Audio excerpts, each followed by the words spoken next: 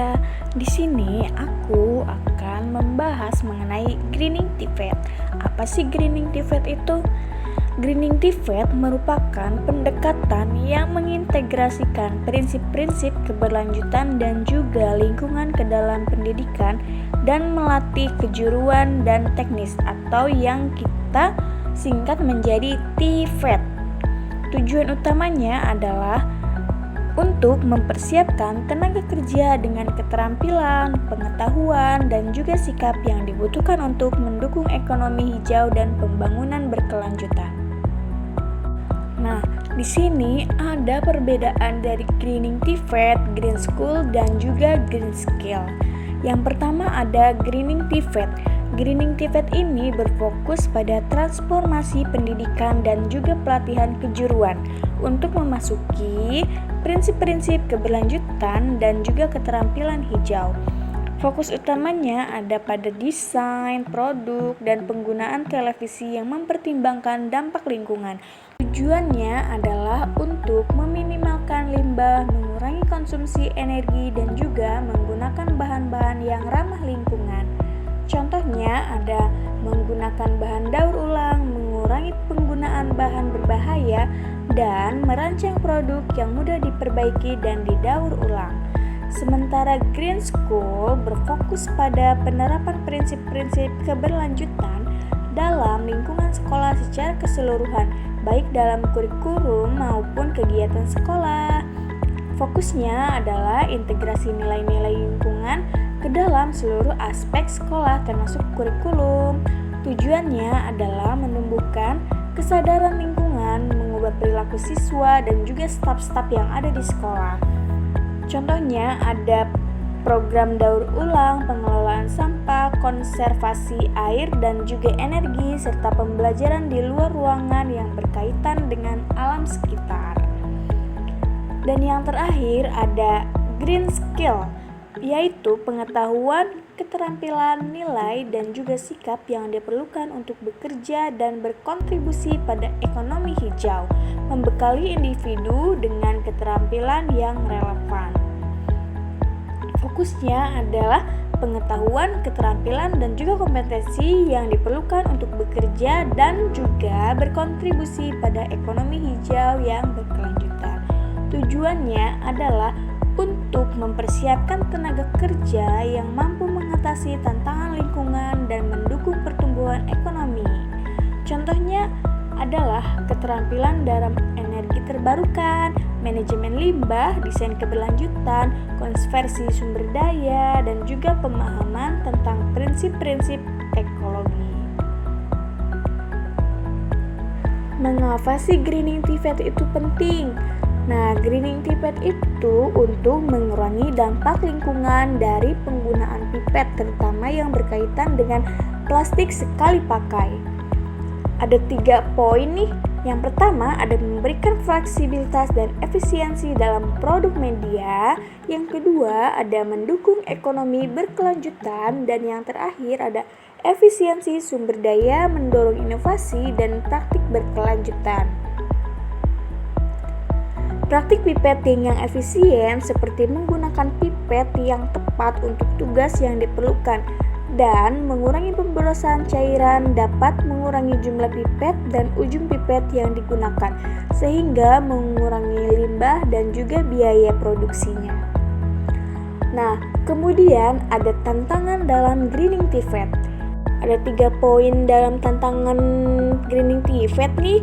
Yang pertama adalah perubahan kurikulum, yaitu membutuhkan perubahan kurikulum yang signifikan dalam pengembangan materi pembelajaran yang baru. Yang kedua ada keterbatasan sumber daya, yaitu membutuhkan investasi dalam fasilitas peralatan dan materi pembelajaran yang mendukung pelatihan keterampilan hijau. Dan yang terakhir, pelatihan instruktur, yaitu membutuhkan pelatihan khusus bagi instruktur TVET untuk menguasai materi dan metode pengajaran terkait keberlanjutan. Contoh penerapan Greening TVET yaitu banyak negara di Asia dan juga Pasifik termasuk di Indonesia loh. Indonesia sendiri telah mulai mengintegrasikan prinsip-prinsip Greening TVET dalam program-program pelatihan kejuruan mereka. Contohnya adalah pelatihan tentang energi terbarukan, pariwisata berkelanjutan, dan praktik pertanian berkelanjutan. Inisiatif ini sering melibatkan kerjasama antara lembaga pendidikan, pemerintah, industri, dan juga organisasi non-pemerintah. Selanjutnya, ada contoh yang lain juga nih, yaitu penerapan Greening TVET di Indonesia yang mengintegrasikan kurikulum.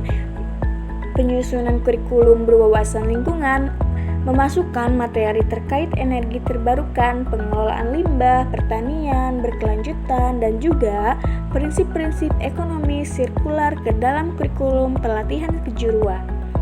Kemudian ada pengembangan Green Skills yang menyelenggarakan pelatihan berfokus pada keterampilan hijau seperti desain pakaian, ramah lingkungan, pengelolaan limbah cair, teknik pemilahan sampah, dan juga pembuatan produk organik.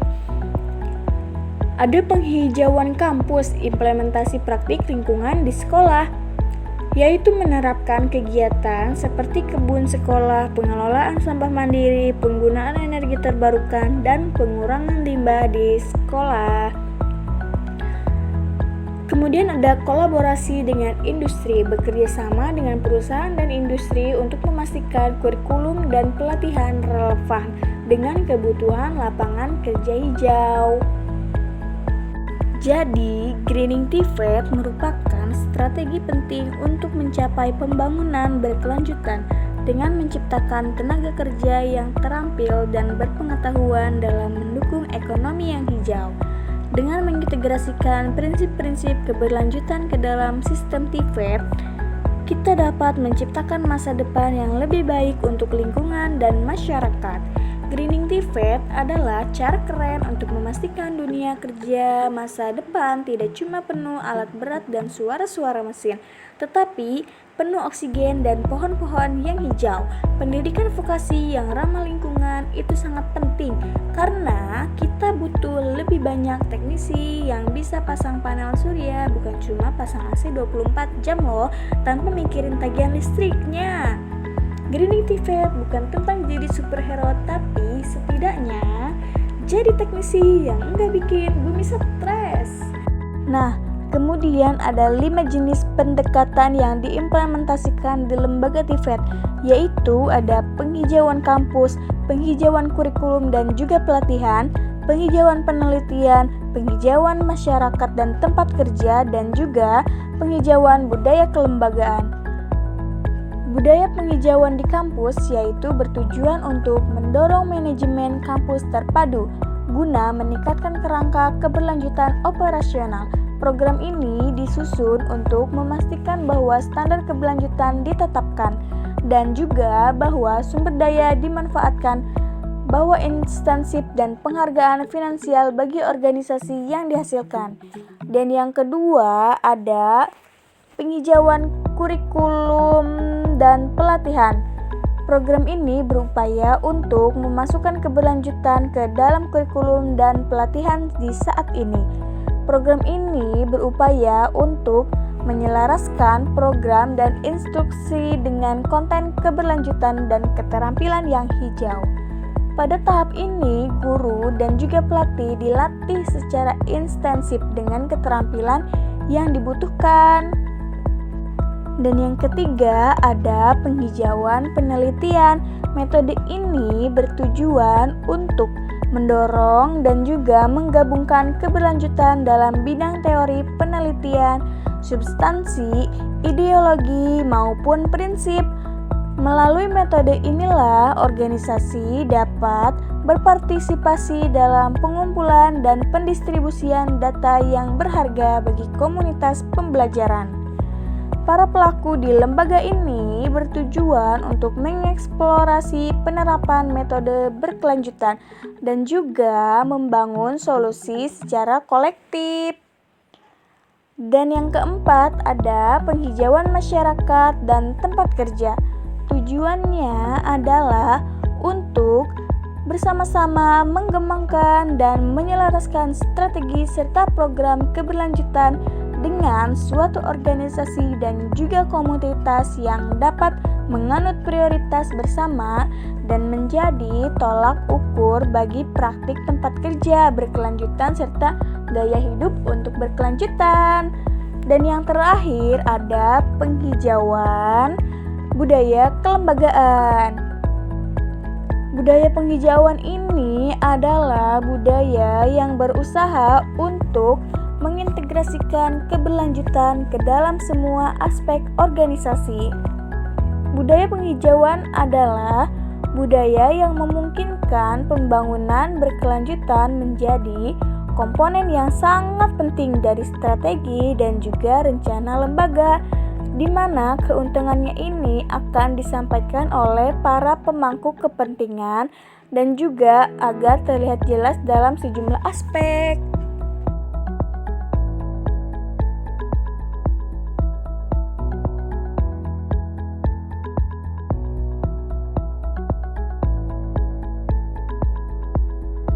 Sekian video sedikit penjelasan